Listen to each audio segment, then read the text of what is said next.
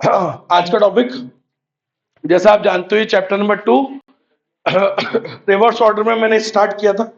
सारे बढ़िया बढ़िया टॉपिक अपन पहले करे जा रहे हैं, लास्ट के लिए फर्जी वाले इजी वाले बचेंगे। ठीक है, तो जो बढ़िया बढ़िया टॉपिक है उन्हीं टॉपिक में एक ये आ जाता है कस्टमर एनालिसिस। फिर वही बात, under rated question, under estimated, लोग अंडर एस्टिमेट करके जाते हैं, एग्जाम में आ जाता है ना। कोई भी क्वेश्चन को गलती से भी, मैं आपको बार बार बता चुका हूं कि कितना ही आसान लगे, अंडर एस्टिमेट मत करना कि यार बोला इसको ऐसे याद कर लो, तो ऐसे लिख देंगे तुम्हारे तो, क्या 5 नंबर में वो किस पे नंबर देता है, ये बात समझनी चाहिए आपको। उसको वही चाहिए जो उसके है मॉड्यूल्स। ठीक है, चलो तो ये एक टॉपिक है, 5 नंबर का है पूरा क्वेश्चन। ठीक है, लिख लो इधर 5 मार्क, सारे 5 मार्क की। मैं हमेशा जब भी आता हूं तो क्या ही कराता हूँ, हर दिन अपन यही तो करते हैं, या तो एक या एटलीस्ट, या तो एक तो क्वेश्चन होता ही होता है रोज, 5 नंबर का क्वेश्चन होता ही होता है। चलो तो टॉपिक का नाम है कस्टमर एनालिसिस। और इसको अंडर एस्टिमेट क्यों करते हो, इसको तो बिजनेस को ही अंडर एस्टिमेट नहीं करना चाहिए। सबसे इंपॉर्टेंट चीज है कौन, कस्टमर। मैं तो बता रहा हूँ यार, दुनिया क्या हाई फाई पता नहीं क्या क्या ढूंढे जा रही है, क्या तकनीकें ये वो दिमाग लगा रही है। भाई किससे पे दिमाग लगा ले, कस्टमर पे ही लगा ले, मोर देन इनफ है। अगर अपन हर चीज उसके अराउंड सोचे ना, उतना ही इनफ हो जाएगा। सही है कि नहीं है। तो कस्टमर एनालिसिस बहुत इंपॉर्टेंट होता है। तो सबसे पहली लाइन आप क्या लिखोगे, customer analysis is an essential marketing component of any strategic business plan. Sir दुनिया में कोई भी स्ट्रेटेजिक प्लान आप कर रहे हो, कोई भी बिजनेस के लिए स्ट्रेटेजिक मैनेजमेंट कर रहे हो, सबका पहला कंपोनेंट क्या होता है, सबसे पहला और सबसे इंपॉर्टेंट, एसेंशियल।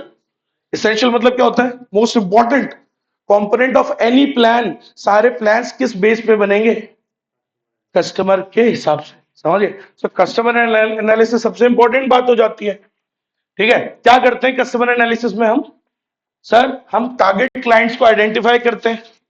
टारगेट क्लाइंट्स को, कि जिनको हम टारगेट कर रहे हैं, कौन है हमारा टारगेट। मैंने आपको बोला था कि जैसे मान लो मैं सीए पढ़ाता हूं, तो मेरे को ये देखना है कि जयपुर में कहां कहां पर मेरे क्लाइंट्स हैं।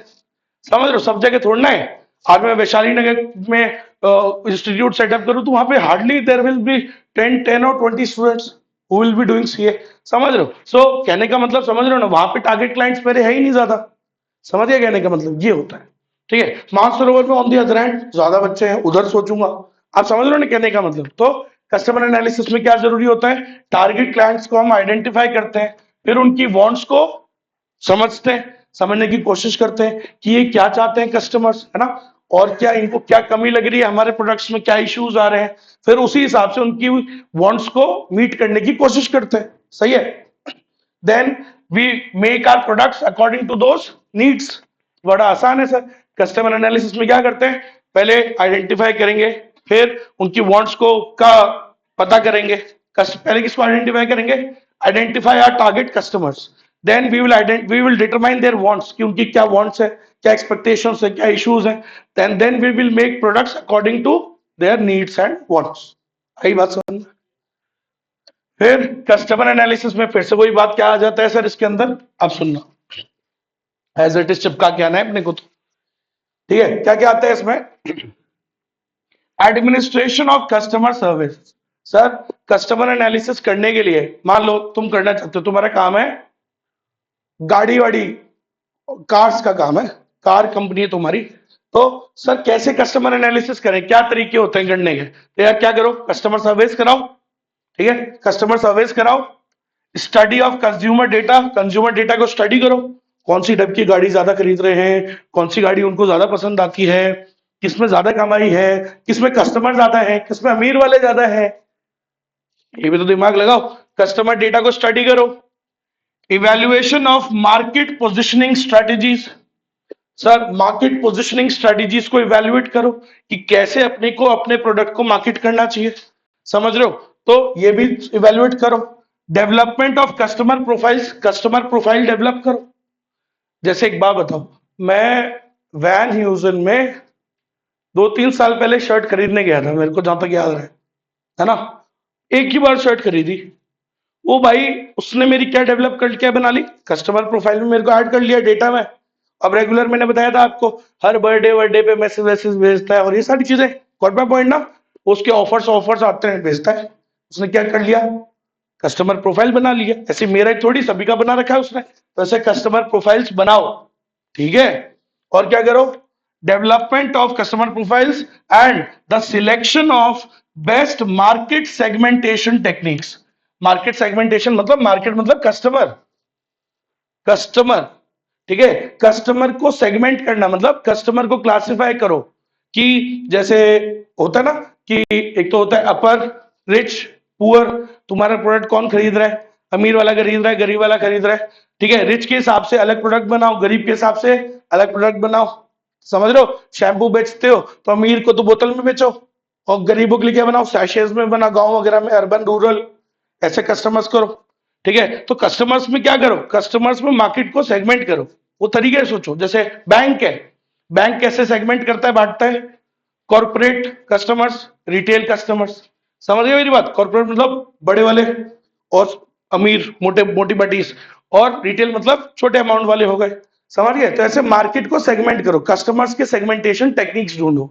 समझ गए, ऐसा, ठीक है। तो ये सारी चीजें करनी है। शॉर्ट में कैसे याद करोगे, ASE,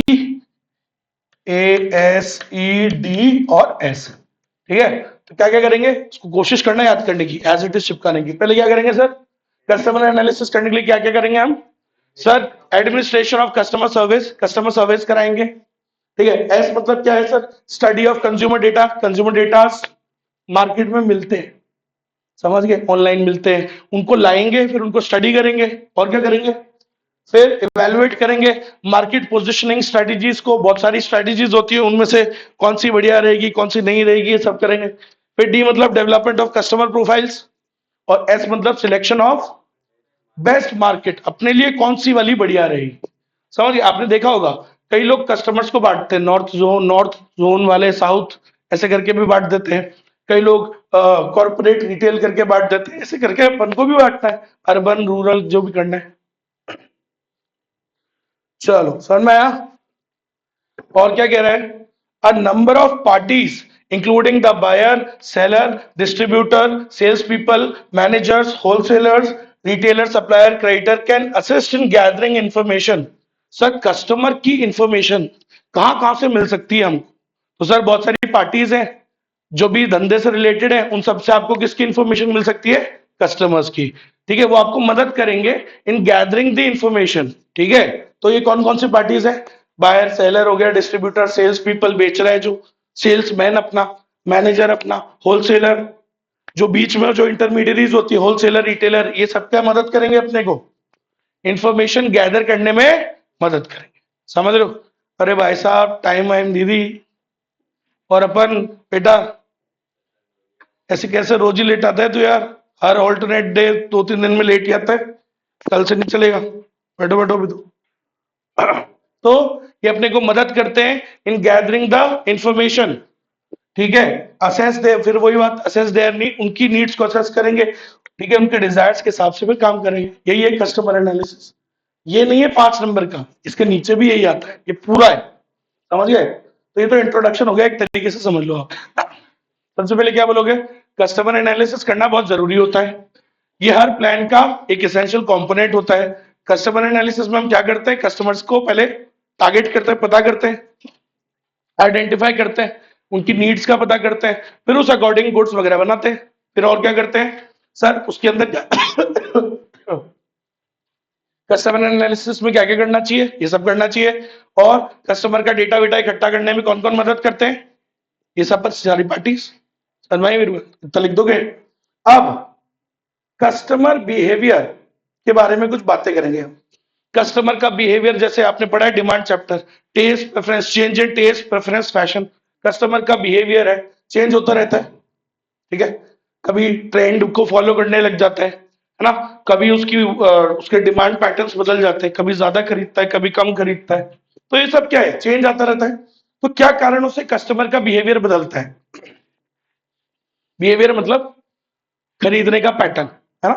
तो क्या रीजंस होते हैं जिनकी वजह से कस्टमर की जो बार बार है चेंज होता रहता है, उसका टेस्ट प्रेफरेंस फैशन चेंज होता रहता है। तो क्या रीजंस है सर, हमने फाउंडेशन में भी पढ़ा है, दूसरों को देख करके भी इफेक्ट हो जाता है, समझ गए, डेमोन्स्ट्रेशन इफेक्ट, है ना।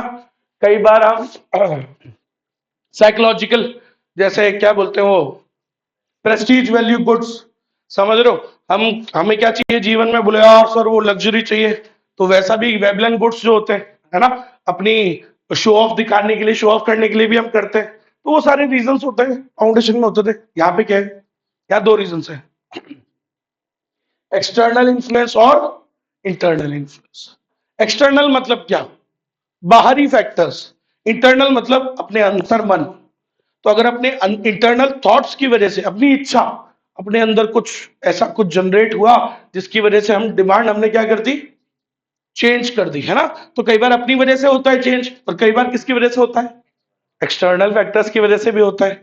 समझ गए। सो कंज्यूमर का जो बिहेवियर है, it keeps on changing and it changes generally because of two reasons, external factors and internal. Internal is within us, अपने अंदर, उसकी वजह से डिमांड बदल रही है, समझ रहे हो। सो एक्सटर्नल, एक्सटर्नल मतलब बाहर की वजह से, बाहरी फैक्टर्स। ठीक है, चलो स्टार्ट करते हैं। सो क्या होता है सर कस्टमर बिहेवियर, यहां कौन से बिहेवियर की बात चल रही है कि कस्टमर घर में कैसे बिहेव करता है, नहीं। कस्टमर का behaviour means how they purchase products, कैसे वो डिमांड करते हैं, समझ रहे। सो कस्टमर बिहेवियर का मतलब क्या, कि कैसे वो गुड्स खरीदते हैं, कब ज्यादा खरीदते हैं, क्या शॉपिंग की फ्रीक्वेंसी है, कब ज्यादा खरीदते हैं, कब डिमांड ज्यादा होती है, कब डिमांड कम होती है, what are their product preferences, है ना, कौन सी चीजें देखते हैं प्रोडक्ट में, क्वालिटी ज्यादा मैटर करती है या ब्रांड इमेज ज्यादा मैटर करती है, या टेस्ट, कलर, शेप, क्या चीज देखते हैं, है ना, features and the perception of marketing, sales and service offerings.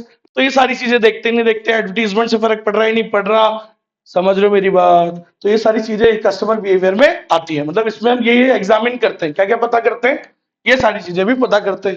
ठीक है, understanding these details allow the businesses to communicate with customers in an effective manner. सही बात है, अगर आप कस्टमर के बिहेवियर को समझते हो, तभी तो आप उससे बेटर वे में क्या कर पाओगे, कम्युनिकेट, है कि नहीं। आपको जब दूसरे की प्रॉब्लम्स, एक्सपेक्टेशंस, उसकी नीड्स और वांट्स का ही पता नहीं है, तो आप उससे कम्युनिकेशन जो करोगे वो गलत ही करोगे। सही है ये नहीं है। तो लेकिन अगर आपको उसका बिहेवियर समझ में आ जाए, तो you will communicate in a better way, communicate in an effective manner. सही है, आपका कम्युनिकेशन क्या हो जाएगा, बेटर हो जाएगा। समझ गए, होता ही है ना यार, अपन ने किसी चीज को समझ लिया, किसी इंसान को समझ लिया, तो अपन उससे बेटर कम्युनिकेट कर पाएंगे, दोनों के बीच में जो कम्युनिकेशन है वो ज्यादा बेटर स्टैब्लिश हो पाएगा। सही है कि नहीं। तो यही बोल रहा है, इसलिए कस्टमर बिहेवियर को समझने की कोशिश करनी चाहिए, कस्टमर एनालिसिस करना चाहिए, कस्टमर के बिहेवियर को समझने की कोशिश करनी चाहिए, और बिहेवियर में ये सारी चीजें समझनी चाहिए, है कि नहीं। And understanding these the behaviours of customers enables the businesses to establish effective marketing। यार कई लोग क्या है, कस्टमर का एनालिसिस नहीं करते, कस्टमर का बिहेवियर के बारे में उनको कुछ भी नहीं पता, ऐसे ही मुंह उठा के कुछ भी मार्केटिंग कैंपेन लॉन्च कर देते हैं और वो फेल हो जाता है, पैसा लगा देते हैं और फेल हो जाता है, फिर बोलते हैं अरे यार ये तो काम ही नहीं कर रहा। अरे तुमने मार्केटिंग कैंपेन चालू करने से पहले क्या कस्टमर का एनालिसिस किया था क्या। तुम जब उसको समझते ही ठीक से नहीं हो, तो एक बात बताओ, मान लो तुम मेरे कस्टमर्स है ना, तो अगर मैं तुम्हें ही ठीक से तुम्हारी वांट्स, तुम्हारी नीड्स, तुम्हारे प्रेफरेंसेस को ही अगर नहीं समझता हूं, तो मैं तुम्हें कैसे, क्या मार्केटिंग लगाऊं मैं तुम्हारे ऊपर, तो जो भी लगाऊंगा वो क्या होगी, गलत, है कि नहीं। अगर देखो, मैं अपने कस्टमर्स को समझता हूं, तभी तो मैं उसी हिसाब से अपने चेंजेस करता हूं, है कि नहीं। अभी मान लो आज, आज से 10 साल, मैं मेरे को 15 साल हो गए पढ़ाते हुए, आज से 15 साल पहले बच्चे कैसे थे, है ना। तब उनका पढ़ने का तरीका अलग था, उनको पढ़ाने का तरीका अलग था, तब समय अलग था, फैक्टर्स वर डिफरेंट। सो मैं अलग तरीके से तब पढ़ाता था, फिर धीरे धीरे समय बदलता है। पहले के टाइम पे तो क्या है, बड़ा थोड़ा स्लोली चेंज होता था, 10-10 साल में समाज बदलता था, but now it is frequently changing, और थोड़ा फास्ट हो गया है। समाज तो बदलता ही है, पहले भी बदलता था, है ना, लेकिन पहले थोड़ा स्लो थी ये प्रोसेस, अब बहुत जल्दी ट्रांजिशन हो रहा है ना, समाज बदल रहा है, समझ रहे हो, समाज का मतलब सोसाइटी अपना, समझ रहे हो। तो अब और जल्दी बदल रही है, तो अब तो कस्टमर भी तो उसी का पार्ट है, तो अब और जल्दी जल्दी बच्चों का तरीका बदल रहा है, बच्चों के पढ़ने का तरीका बदल रहा है, अदर फैक्टर्स बदल रहे हैं। तो अगर मैं ये समझूंगा ही नहीं, तो जो भी मैं मार्केटिंग लगा रहा हूँ, मार्केटिंग एक्टिविटीज कर रहा हूँ, वो क्या होगी, वेस्ट, इनइफेक्टिव। वो इफेक्टिव कब होगी, जब मैं अच्छे से समझता हूँ अपने कस्टमर, तो कस्टमर को समझना बहुत जरूरी है, उसके बिहेवियर को समझना बहुत जरूरी है। सही है, जब आप अच्छे से समझोगे तभी तो आप बढ़िया क्या लगा पाओगे, तभी आप उनसे बढ़िया कम्युनिकेट कर पाओगे, तभी आप उनके लिए बढ़िया क्या कर पाओगे, मार्केटिंग एक्टिविटीज कर पाओगे। समझ में आई मेरी बात? So understanding the behaviour, sir अगर हम उनके बिहेवियर्स को समझते हैं तो it will enable the business to establish effective marketing, तो वो मदद करेगा सर। अगर हम कस्टमर के बिहेवियर को अच्छे से समझेंगे तो वो ऑर्गेनाइजेशन को मदद करेगा क्या करने में, अच्छे से कम्युनिकेट करने में। ठीक है, ये ठीक है, to help communicate with the customers, to establish effective marketing. ठीक है, एडवर्टाइजिंग कैंपेन्स आप उसी हिसाब से लॉन्च करोगे, समझ रहे हो, एंड उसी हिसाब से आप प्रोडक्ट बना पाओगे, उनकी डिमांड, उनकी नीड्स, उनकी जरूरतों को पूरा कर पाओगे, और तभी आपको कस्टमर्स को रिटेन करने में भी क्या करेगा, मदद। समझ रहे हो, तो कस्टमर्स रिटेन कहां होते हैं, उन्हीं कंपनीज के साथ जो उनके प्रॉब्लम को, उनके दुख दर्द को, उनके प्रेफरेंसेस को समझती है। सही है कि नहीं? भाई मारुति जो है वो कस्टमर को अच्छे से समझती है, ऐसा मेरे को लगता है, इसलिए आज कस्टमर्स उसको प्रेफर करते हैं, जबकि उसकी गाड़ियों में कई कमियां हो सकती हैं, बट फिर भी मोस्ट ऑफ द टाइम्स वो किसको समझने की कोशिश करता है, कस्टमर को। तो अगर आप कस्टमर को समझ रहे हो ना, ये सारी चीजें कर, तो आपको इन चीजों में मदद मिलेगी, आप ये ऑर्गेनाइजेशन को हेल्प करेगा। तो ऑर्गेनाइजेशन में क्या करते रहना चाहिए, कस्टमर एनालिसिस करते रहना चाहिए, कस्टमर के बिहेवियर को अंडरस्टैंड करने की कोशिश करनी चाहिए, और वो आपको काय काय में मदद करेगा, बोलो 4-5 चीजें काय काय में मदद करेगा, to establish better communication, number 2 to establish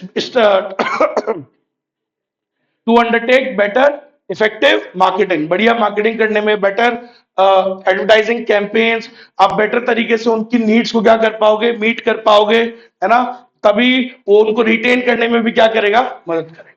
इतनी सारी बातें एडवांटेज हो गए एक तरीके से, तभी आपकी सेल्स क्या होगी, बीट, आपको सेल्स को रिपीट करवाएगा। समझ रहे हो मेरी बात? आपने देखा होगा कई कंपनीज होती हैं, कस्टमर एक बार प्रोडक्ट खरीदता है फिर जाता ही नहीं, समझ रहे हो, और कई कंपनीज है वो बार बार उसी कंपनी पे जाता है। समझ रहे हो, 2015 से मैं एक एग्जांपल देता हूं, 2015 से मैं 2 फोन खरीदता हूं, 2011 से आईफोन खरीदता हूं, 2015 से वन प्लस खरीदता हूं, 2 फोन मेरे पास रहेंगे ही रहेंगे, ये जब खराब हो जाएंगे तब भी it will be replaced by the same.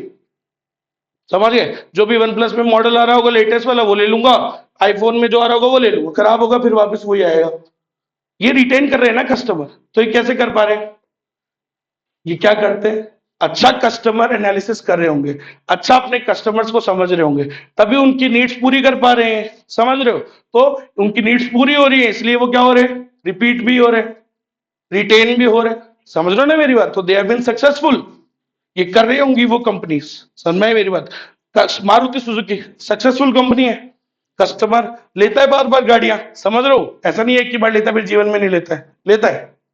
समझ रहे हो, तो ये क्या है, क्या कर रहे होंगे उन्होंने, ये किया होगा, करना जरूरी, अच्छी बात है, करना चाहिए। तो कस्टमर का जो बिहेवियर है वो बहुत सारे नंबर ऑफ फैक्टर से क्या होता है, इन्फ्लुएंस होता है ना, बहुत सारे फैक्टर्स है, डिमांड में भी पढ़ा है ना अपन ने। तो कस्टमर की जो डिमांड है, कस्टमर का जो बिहेवियर है, वो बहुत सारे कारणों की वजह से क्या होता है, इन्फ्लुएंस होता है, अफेक्ट होता है। जैसे कि अब अपन ने वहां तो पढ़े थे बहुत सारे फैक्टर्स डिमांड चैप्टर में, लेकिन यहां हम उनको 2 कैटेगरी में बांट देते हैं, 2 पार्ट, 2 हेडिंग बना दिए अपन ने, एक्सटर्नल और इंटरनल। खुद की वजह से बदला तो इंटरनल, और एक्सटर्नल फैक्टर्स की वजह से फैक्ट चेंज आ रहा है तो एक्सटर्नल हो गया। समझ गए, तो 2 प्रकार के फैक्टर्स होते हैं, यहां 3 बोला हुआ है लेकिन ये बेसिकली है 2 ही, एक्सटर्नल इंटरनल। अब सुनिएगा, एक्सटर्नल ये अलग पार्ट है, इस लाइन खींच दो, ऐसे हो ऐसे। तो देखो 2 प्रकार के फैक्टर्स होते हैं, एक्सटर्नल और इंटरनल। एक्सटर्नल क्या है, एक्सटर्नल फैक्टर मतलब एडवर्टीजमेंट से आप इन्फ्लुएंस हो जाते हो। न्यूज़पेपर एडवर्टीजमेंट कहां कहां आता था, पहले तो अखबार चला करता था कोई जमाने में, तो अखबार में देख के ही तो इन्फ्लुएंस होते हैं। समझ रहे हो, कई बार पहले पहले नहीं आते थे, पहले बच्चे कैसे आते थे हमारे यहाँ पे, भाई जैसे लोग, हम एडवर्टीजमेंट ज्यादातर कहाँ करते थे, अखबारों में ज्यादा करते थे, प्रिंट मीडिया में, क्योंकि प्रिंट मीडिया से माँ बाप रोज सुबह सुबह खोलते हैं अखबार, और आपको पता है कौन सा एडवर्ट मतलब अखबार एडवर्टीजमेंट सबसे महंगा कौन सा होता था? संडे वाला। संडे का advertisement is the most expensive. क्यों? कवरेज ज्यादा होगा, हर आदमी आराम से पढ़ता है, संडे को चाहता है। और जो नॉर्मली जो होते हैं कि जैसे जो अब 35-40 वाली एज वाले लोग होते हैं, इनके बच्चे बच्चे हो गए, बड़े भी हो गए, तो वो क्या है, वो they always like love slow mornings, है ना? संडे को आराम से उठते हैं, समझ लो, बढ़िया थोड़ा धूप में बैठते हैं, अखबार निकालते हैं अपना, तो मतलब 10-11 बजे तक अपनी मॉर्निंग चालू करते हैं। होता है ना ऐसा, आपके फादर्स वगैरह के साथ होता होगा। तो इसलिए संडे का अखबार काफी महंगा वो होता है, उसके अंदर ऐड डालना महंगा पड़ता है।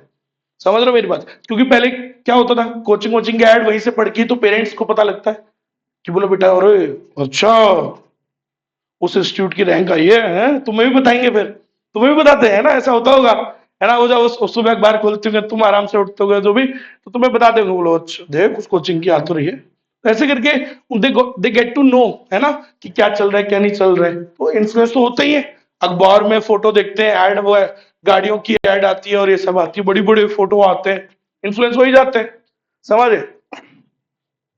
सो एक्सटर्नल इन्फ्लुएंस में क्या क्या आता है sir? Advertisement, peer recommendations, external factor ही है वो भी।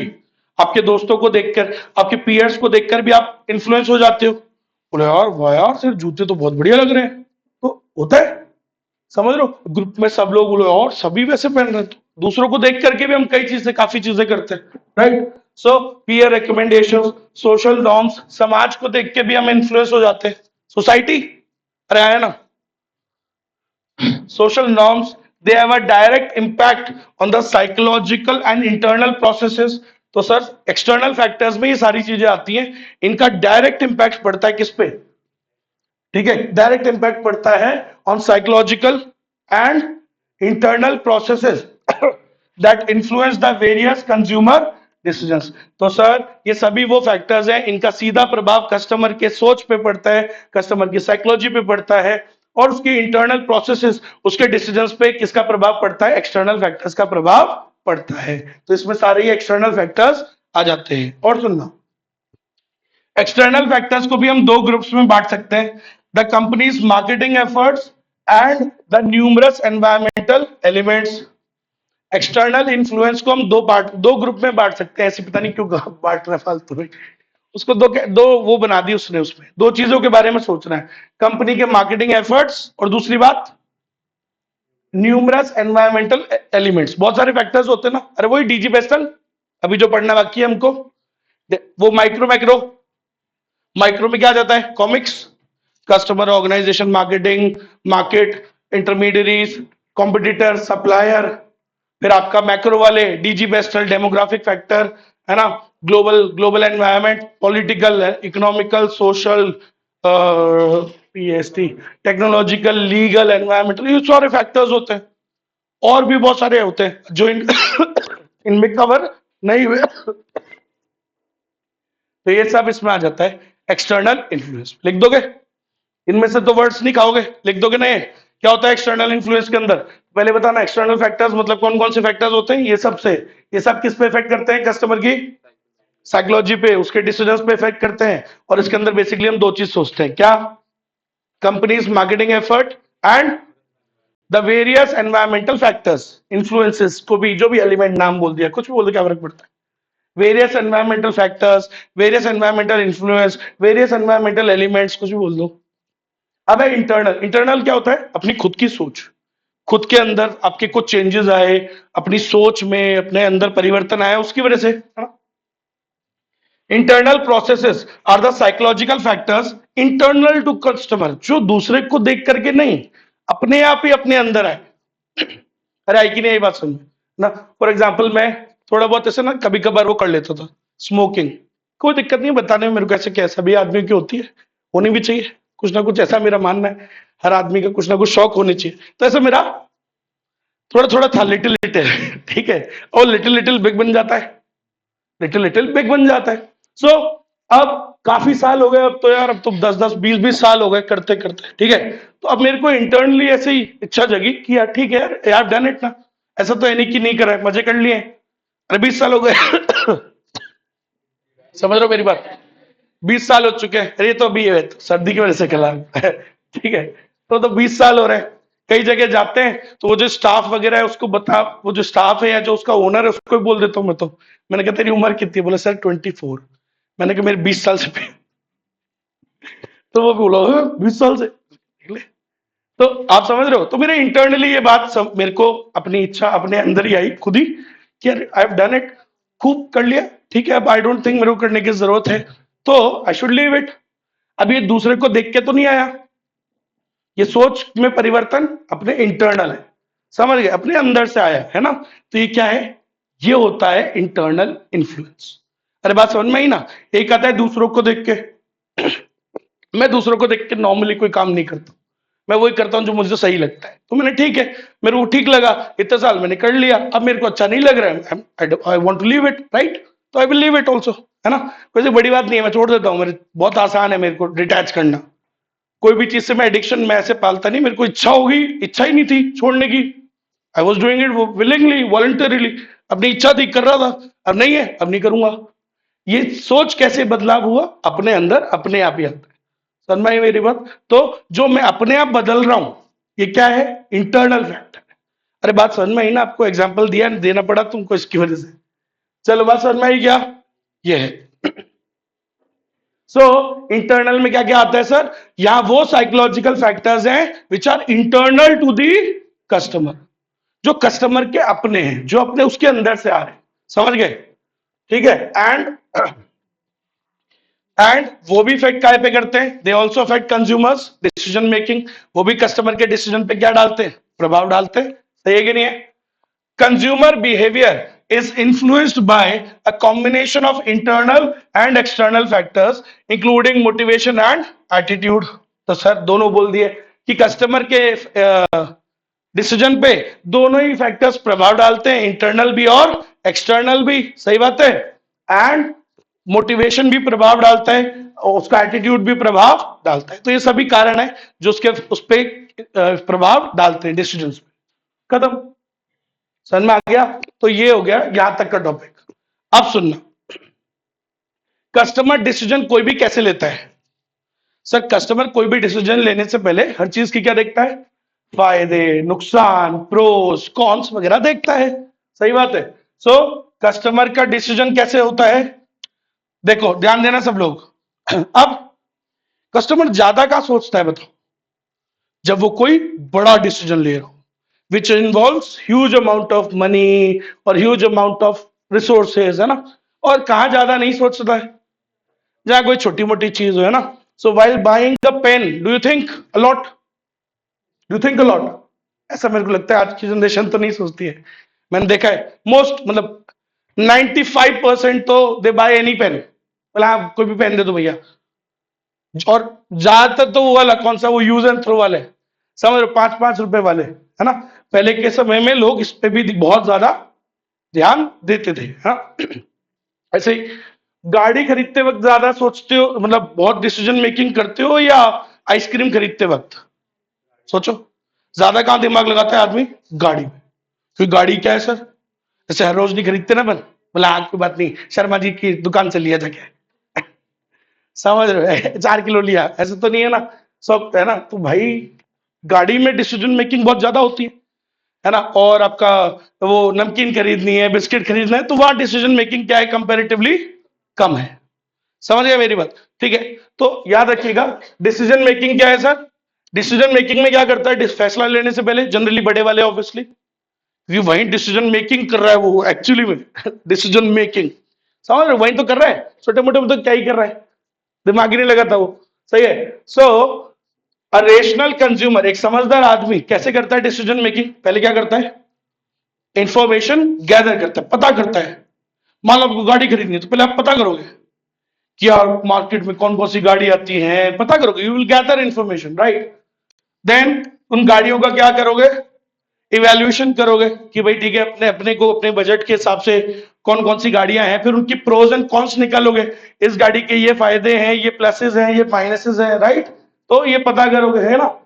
फिर सारी जानकारी को क्या करोगे, इकट्ठा करोगे, इंटीग्रेट करोगे, put all together, put all the information together, right. तो you will integrate this with prior knowledge, थोड़ी बहुत नॉलेज हो सकता है तुम्हारे पास पहले से हो, तुमने थोड़ी बहुत और गैदर कर ली, फिर प्रोज एंड कॉन्स को समझा हर गाड़ी के, फिर क्या करोगे, एक क्या लोगे, इन्फॉर्म्ड डिसीजन लोगे। ये सब करते हैं भाई। और क्या होता है सर डिसीजन मेकिंग में सबसे पहले, अब सुनना, सबसे पहले डिसीजन लेने से पहले ना आदमी क्या देखता है, उसकी प्रॉब्लम को रिकॉग्नाइज करता है कि उसकी प्रॉब्लम क्या है।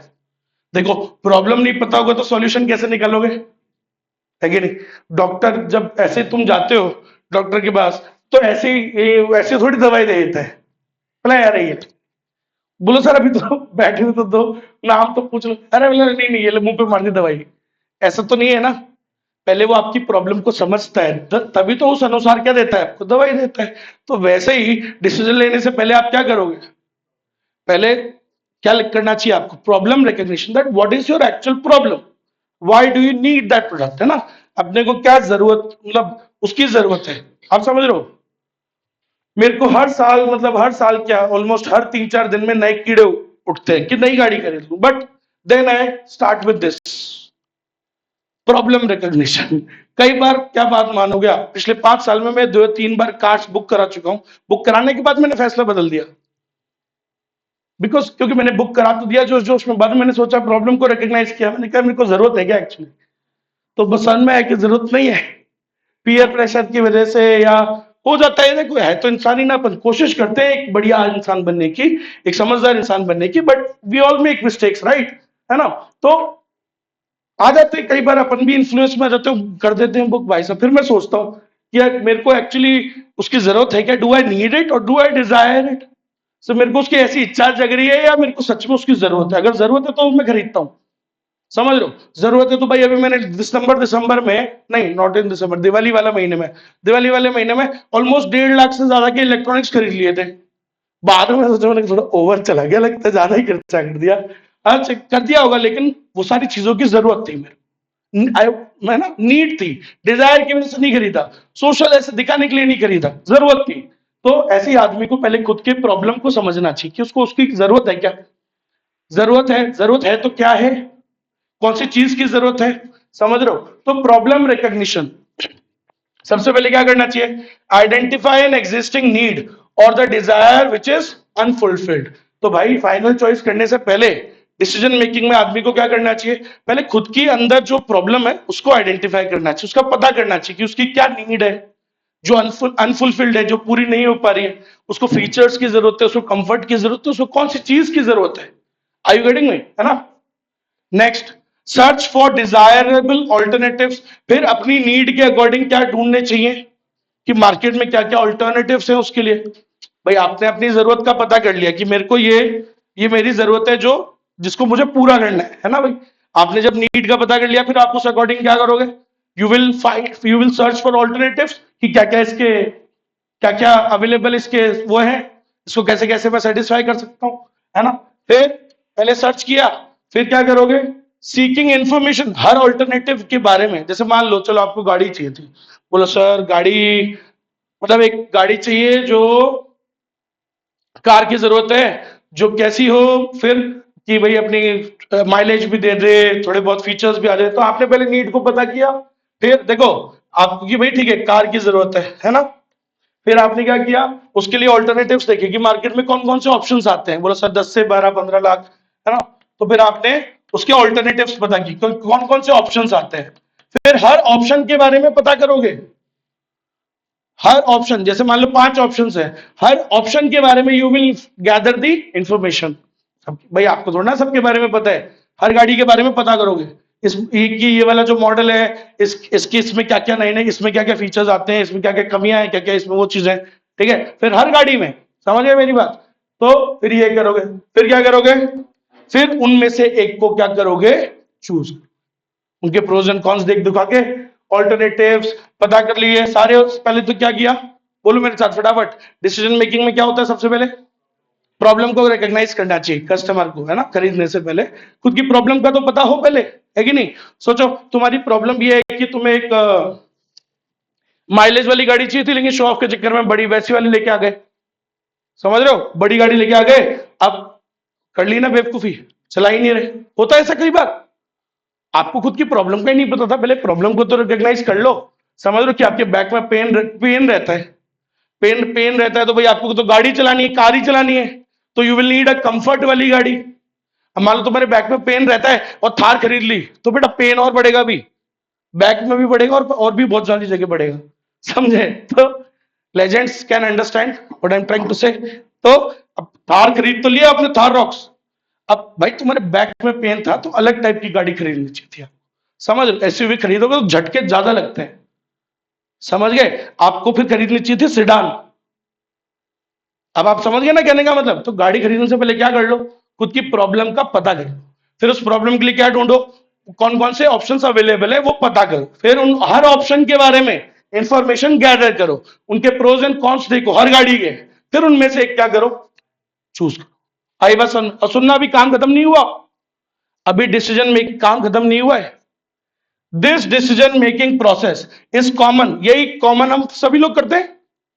आप जब सीए के लिए कोचिंग वोचिंग ढूंढ रहे थे, तो क्या किया होगा आपके पिताजी या आप लोगों ने, बताओ क्या किया होगा? पहले बहुत सारे ऑप्शंस का पता करा होगा, पहले खुद पता किया होगा कि करना है नहीं करना है सीए, प्रॉब्लम है ना, पहले तो वो पता किया होगा that you want to do it, या दूसरों की वजह से करना चाहते हो, या है ना, तो पहले तो खुद पता किया होगा, फिर ऑप्शंस का पता किया होगा, कौन कौन से ऑप्शंस है, फिर उनके सबके क्या निकाले होंगे, प्रोज एंड कॉन्स, कि यार वो वाला बहुत दूर है ना, वहां फैकल्टी अच्छी नहीं है, फिर उनके प्रोज एंड कॉन्स का पता किया होगा ना, फिर उनमें से क्या किया, चूज किया।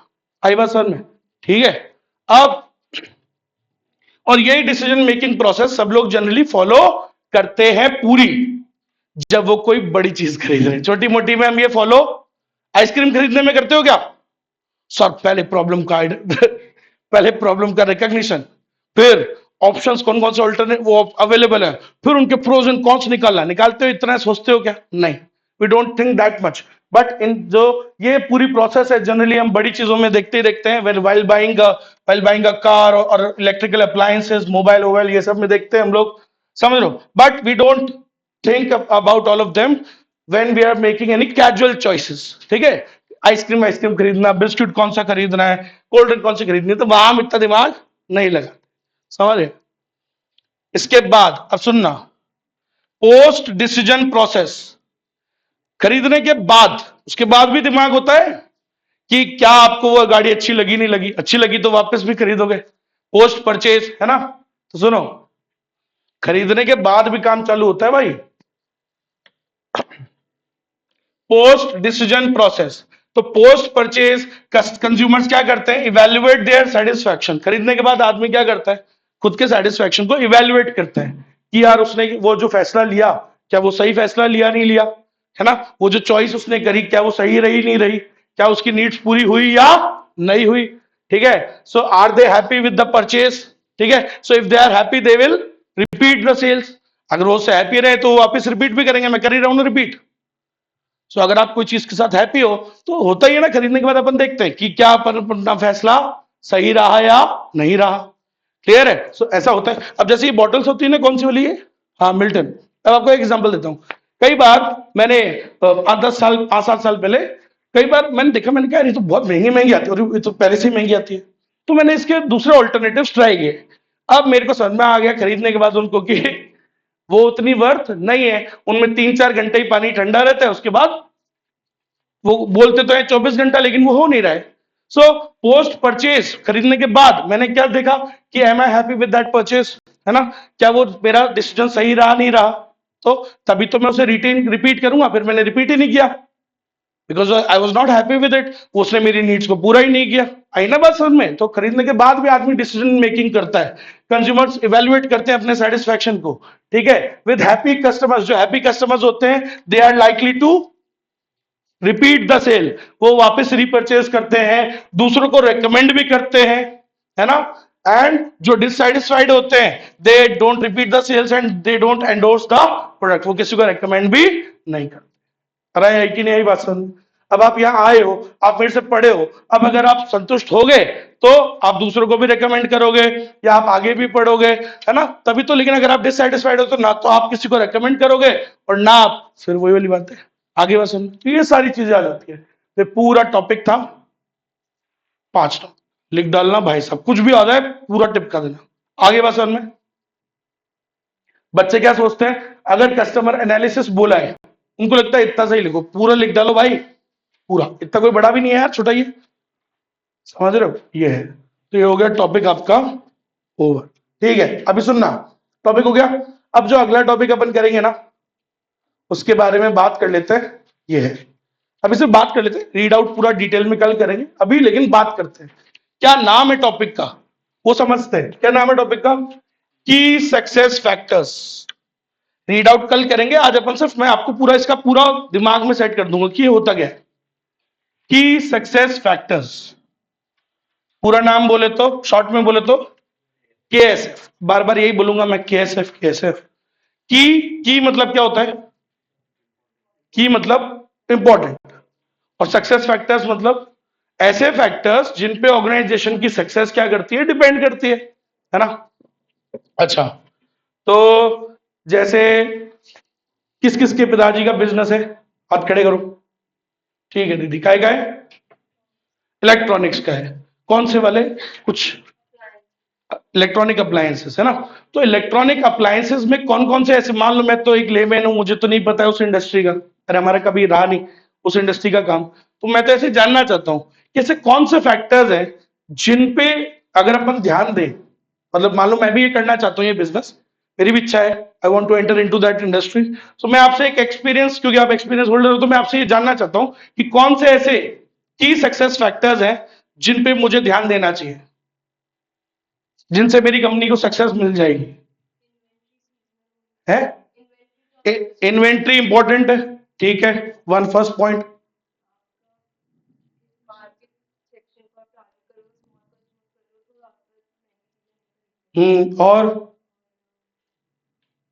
और क्या चीजें होती हैं, किस पे ध्यान देना चाहिए? आफ्टर सेल्स पे देना चाहिए, करेक्ट है। और फीचर्स, क्या क्या देखता है कस्टमर इसमें, कौन सी चीजों पे ध्यान देना चाहिए? ड्यूरेबिलिटी, समझ गए। अब मान लो कोई है, किसी का फूड फूड इंडस्ट्री में कोई है नहीं, और किसका बिजनेस है, किसने हाथ खड़ा किया था? अरे और किस किस के पिताजी का बिजनेस है, काय का? एम्ब्रॉयडरी, हैंडी क्राफ्ट, बोले वो एम्ब्रॉयडरी, मतलब कपड़े वाले टिपिकली, है ना। तो इसके क्या, इस इंडस्ट्री में अगर मेरे को सक्सेस पानी है, तो कौन कौन से ऐसे फैक्टर्स हैं, बताओ।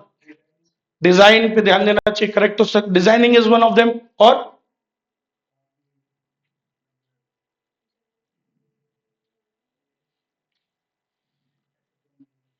समझ गए टॉपिक का मतलब, समझे की सक्सेस फैक्टर्स क्या है। और बताओ, और किस किस के पिताजी बिजनेस करते हैं?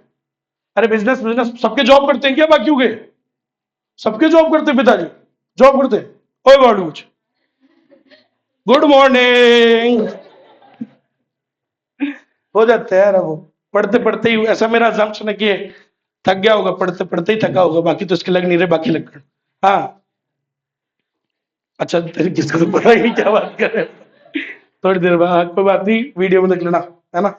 Like share subscribe YouTube channel Abhishek sir APS. हाँ अच्छा कह रहा था मैं। और किस किस के, हाँ जॉब करते, जॉब करते, जॉब, जॉब, बिजनेस, कौन सा, जोर से बोलो।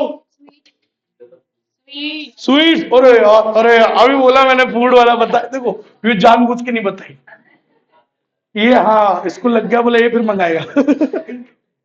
है ना, यही था ना रीजन, मैं अभी बोला था। मैं बोल, दीदी ने बोला ही नहीं। अच्छा ठीक है, मैं बताता हूँ। हाँ, तो कौन कौन से ऐसे फैक्टर्स हैं स्वीट्स वाली इंडस्ट्री में, मैं तो बचपन से सपना देख रहा हूँ, मेरे घर वाले ही नहीं करने दे रहे मेरे को, दो तीन चीजें। हाँ यार मम्मी, अब क्या करूं मैं, देखूंगा कब बुढ़ापे में करूंगा जो है। इच्छा है मेरी कई कई बिजनेसेस करने की, one of them is sweets वाला बिजनेस, है ना। है, अच्छा खाने की भी है, तो अच्छा खाते तो अच्छा खिलाने की भी इच्छा रखता हूं मैं। और जैसा लोग कुछ भी कचरा खा रहे हैं, तो मेरी इच्छा है कि अच्छा खिलाऊं। ठीक है। हाँ, तो मेरे को इस इंडस्ट्री में दीदी अगर हिट होना है, सक्सेस पानी है, तो कौन से फैक्टर्स है जिन पे ध्यान देना पड़ेगा? क्वालिटी, क्वालिटी, बिल्कुल सर, क्वालिटी तो बहुत इंपॉर्टेंट है। और कस्टमर्स को उनके टेस्ट प्रेफरेंसेस के बारे में, और वैरायटी, प्राइसिंग, और कॉम्पिटिटर्स का ध्यान देना चाहिए, और है ना, समझे बात, समझ रहे हो टॉपिक, यही टॉपिक है की सक्सेस फैक्टर्स, लोकेशन और अवेलेबिलिटी, लोकेशन, ये सारी चीजें देखनी चाहिए, है ना। तो आप समझ रहे हो व्हाट आर की सक्सेस फैक्टर्स, मतलब ये वो फैक्टर्स होते हैं जो कोई भी इंडस्ट्री की में सक्सेसफुल होने के लिए जरूरी होते हैं। फॉर एग्जाम्पल मान लो तुम मोबाइल बिजनेस में जाना चाहते हो, है ना, you want to enter into mobile, बोलो सर हम मोबाइल के बिजनेस में जाना चाहते हैं, तो आप क्या पता करोगे कि कौन कौन सी चीजें हैं जिससे इस इंडस्ट्री में सक्सेस मिलती है, समझ गए, तो ये सब है ना। तो आपको यही हमारे टॉपिक का नाम है की सक्सेस फैक्टर्स, कौन सा ऐसे एट्रीब्यूट्स हैं जिन पे अगर हम ध्यान देंगे तो हमें क्या मिलेगी, सक्सेस। मान लो मैं टीचर बनना चाहता हूं, तो सर एक टीचर, अच्छा टीचर बनना चाहते हो तो आपके पास कौन कौन सी एट्रीब्यूट्स उसमें होने चाहिए, है ना, जिनसे आपको सक्सेस मिलेगी, वो सारी चीजें आ जाती है उसके अंदर, केएसएफ के अंदर ये होते हैं की सक्सेस फैक्टर्स। बोलो समझ में आया टॉपिक का मतलब, तो ये हमारा टॉपिक है। तो कैसे इसको आइडेंटिफाई करते हैं, कैसे पता करते हैं सर, पहले तो इंटरनेट नहीं था, मान लो तुम्हारे बॉस ने तुमको बोला, एक काम दिया कि यार पता करो, सपोज एक नया तुमने वो ज्वाइन किया स्टार्टअप, अब स्टार्टअप में तो तुम्हारे पास कुछ पुराना नहीं है ना, तुम्हारे पास एक्सपीरियंस, तो तुम्हें नई जिम्मेदारी दी उसने कि यार पता करो मेरे को केएसएफ की क्या, कौन कौन से की सक्सेस फैक्टर्स हैं जिन पे हमें ध्यान देना चाहिए। तो अब इंटरनेट है आजकल, तो तुम तो चिपका दोगे निकाल के, लेकिन जब इंटरनेट नहीं था तब कैसे पता करते थे सर की सक्सेस फैक्टर्स, है ना, क्या क्या उसमें आना चाहिए, क्या क्या चीजें होती हैं उसके अंदर, तो ये सब हम कल इसके बारे में बात करेंगे, ठीक है। और ये चेंज होते रहते हैं, हर इंडस्ट्री के की सक्सेस फैक्टर्स क्या होंगे, अलग। अगर आपको स्वीट्स वाली इंडस्ट्री में सक्सेस पानी है तो the factors will be different, अगर आपको एम्ब्रॉयडरी में, कपड़ों के मार्केट में कुछ अलग करना है, सक्सेस पानी है तो the factors will be different, अगर आपको टेक्नोलॉजी या इलेक्ट्रॉनिक अप्लायंसेस में जाना है the factors will be different, अगर आपको टीचर बनना है the factors will be different. समझ रहे मेरी बात, तो हमारा यही टॉपिक है भाई साहब, तो कल पढ़ेंगे अपन यही टॉपिक, ठीक है, ठीक है।